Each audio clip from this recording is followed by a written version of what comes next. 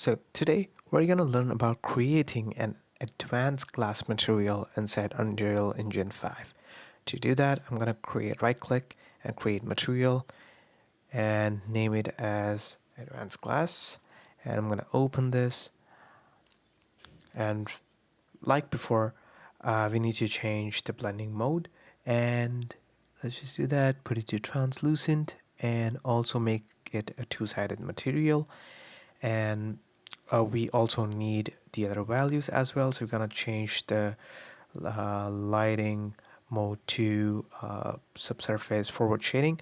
Note that forward shading is an expensive way of dealing glass, but for this tutorial we're gonna leave it to that. And we also need the IOR, which we're gonna find it under the refraction setting inside the material. So to begin with, let's just add a Fresnel node first to add a gradient on the edges and have more like a gradient effect towards the center.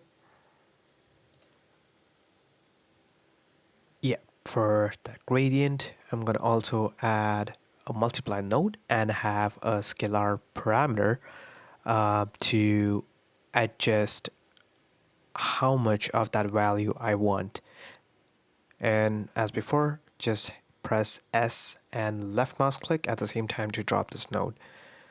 Yep, there you go. I'm going to connect this to A and B respectively. And just to show you, you can also preview it by right clicking on the node and go to preview node, just to show you the gradient, how it works.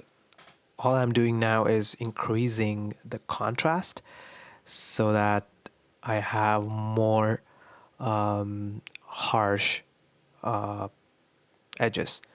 I'm gonna make it more or basically add more contrast to it. So to do that, all I'm gonna do is add a power node to increase the contrast. So let's just go right click, right click, power, power node, and I would want to increase the contrast by adding a scalar parameter so that I can control it later on. So there you go, power. Now I'm gonna plug this to that, and okay, probably I need to increase the bump up the value. There you go, yeah. So as you can see now, we have more harsh edges, and the lighter the value, the softer the gradient. So somewhere around, not there. Yeah, somewhere around there. I'm pretty much happy with the value. I'm going to start previewing the node, right click, stop previewing.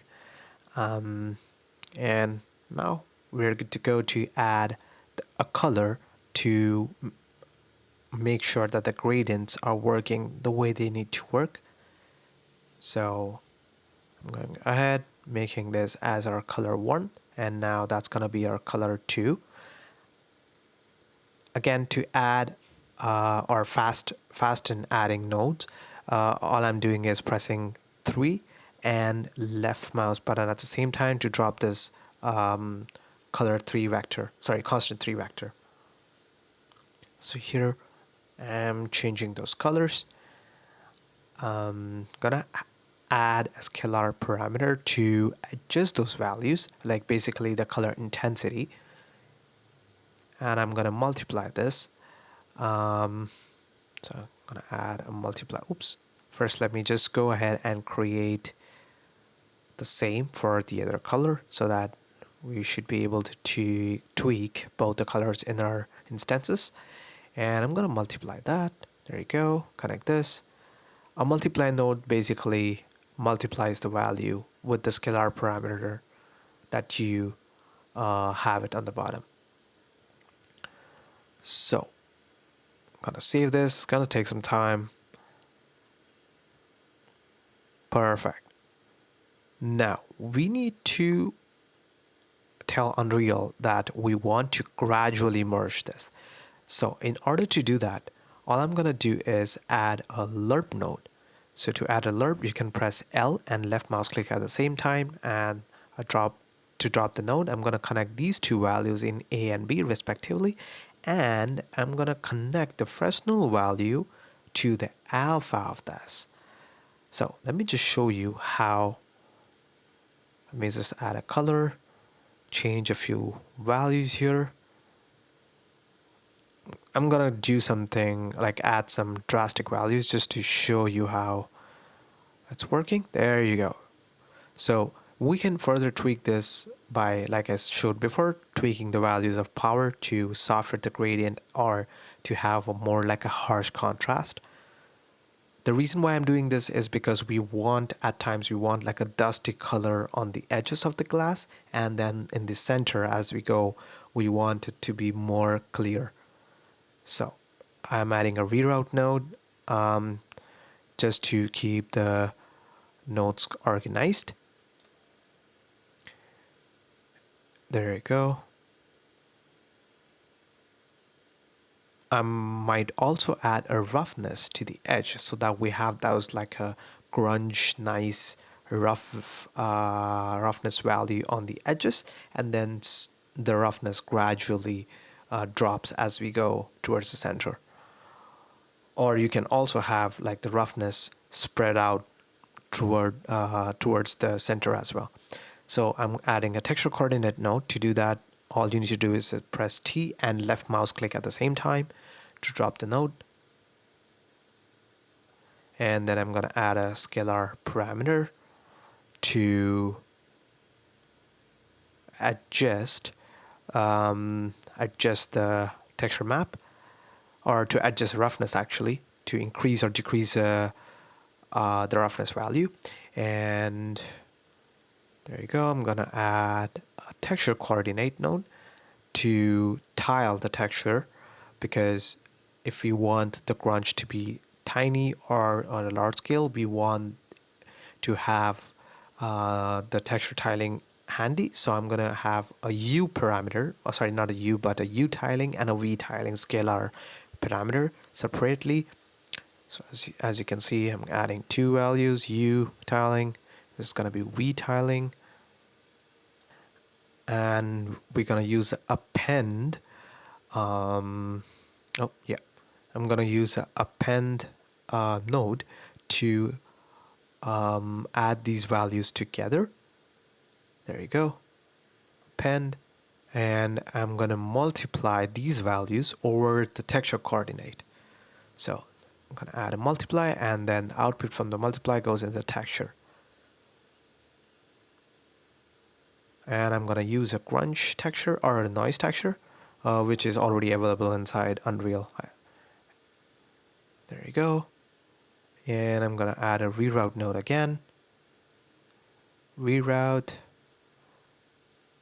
And so like I mentioned before, this roughness value is, we want it to affect the edges, like on the outside of the glass, and then gradually soften towards the center. So I'm going to add a lerp node again, and then connect this on the front and have an alpha value on the bottom, so that we have that, oops, a reroute node. There you go. And then connect this to our roughness value. Let me just arrange this. Yeah, I'm gonna connect it to our roughness value right there.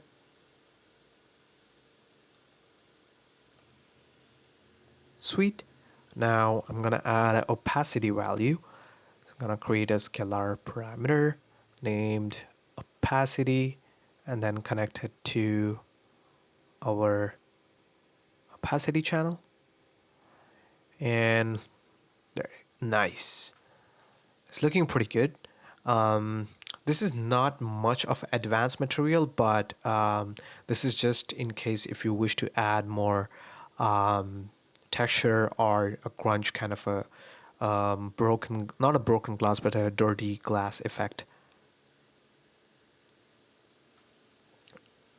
I'm gonna frame this as well. That's going to be Fresnel value, or in fact, I'm going to name it as gradient. Yep, there you go. And last but not the least, that's our color. So C, gonna type glass color.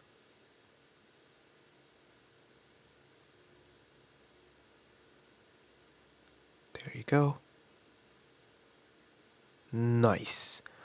Now, that's pretty much our setup. It's gonna look like. Now, let's just go and add that one last thing, which is refraction index. So I'm gonna create a scalar parameter, name it IOR, and set a random number, and connect it to our IOR like that. And that's pretty much it. Our glass material looks really cool.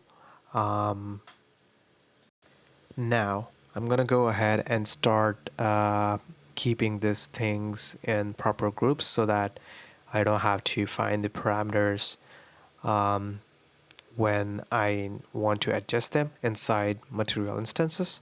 So let's just go ahead and do that. So I'm gonna put this under a different group and name it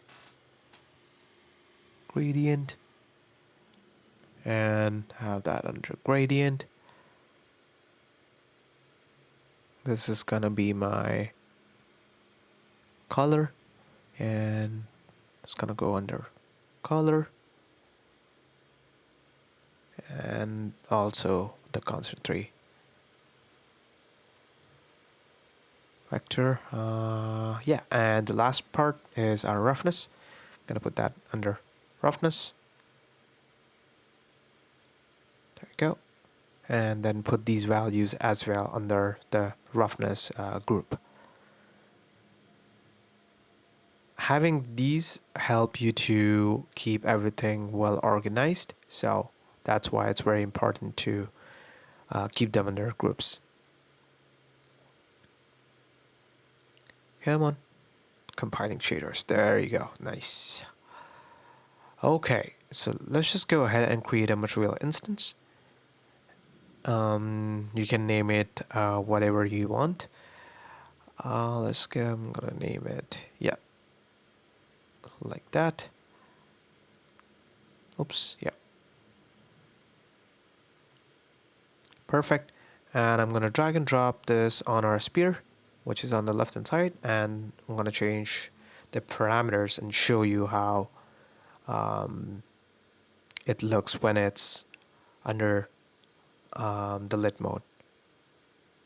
Not lit mode, but basically inside the viewport.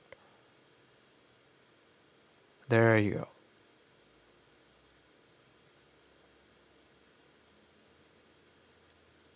It looks great. It also, oh wow, it also looks like a bubble. So if you want to create a bubble, that's also a bubble material right there. I'm just changing the values a bit here just to show you the dirt on the edges that I was talking about. Yeah. So that's the other glass color. I can make it more darker to change the glass color, and also to add more, like basically to match the dirt effect. There you go. I'm just changing a few values here to do that. I'm gonna fast forward this process. It's basically I'm tweaking a few values just to make sure that it matches with my art direction. Yeah, just trying to get the best values out here. And later on, I'm gonna place this on our camera lens and show you how it actually looks. So there you go. I'm gonna select the lens, and I'm gonna place this and swap this with our lens like that. And I know it doesn't look that cool right now, but wait until you see the nice effect of roughness over the glass. I'm gonna tweak a few values here just to, you know, match my taste. Oh, that's too dark. Oh, that's too light now. So this is exactly why the parameters are important, because now you can just change the values inside your material instances. If not, if this was a master material, you are a unique material, you need to do all these changes inside the material itself, and like here, and then save it each time you want to tweak a particular value. So I'm gonna go ahead and actually change the metallic value here to something, let's do 1, like make it metallic basically, to add that shine, which which I wasn't able to achieve before. So yeah, you need to put the metallic, yeah, there you go, much different and so much better. Yeah, but I still need to tweak the values a bit. So I'm gonna go ahead and do that. Yeah, there you go. This is the roughness value I was talking about. As you can see, the roughness over the surface. And you can also see on the matte ball on the right hand side. Let me just change the color a bit more so that I can show you how exactly it's working. There you go. This is still not the best glass effect, so I'm gonna go ahead and tweak the opacity and IOR a bit more to achieve that nice uh, glass transparency, like that. Yeah, now we are talking. It's slowly getting there. Um, so I'm just gonna go ahead and save this and gonna see how it looks inside the viewport. There you go. That's pretty decent, and we are able to finally nail the value. But all I'm gonna do now is show you the roughness, how it's actually affecting our glass. So as you can see, as I increase the value for roughness, it's it's basically spreading all over the glass. So I keep tweaking the values and until I find my sweet spot, and there you go. The roughness looks really awesome on the prop. Thanks for watching.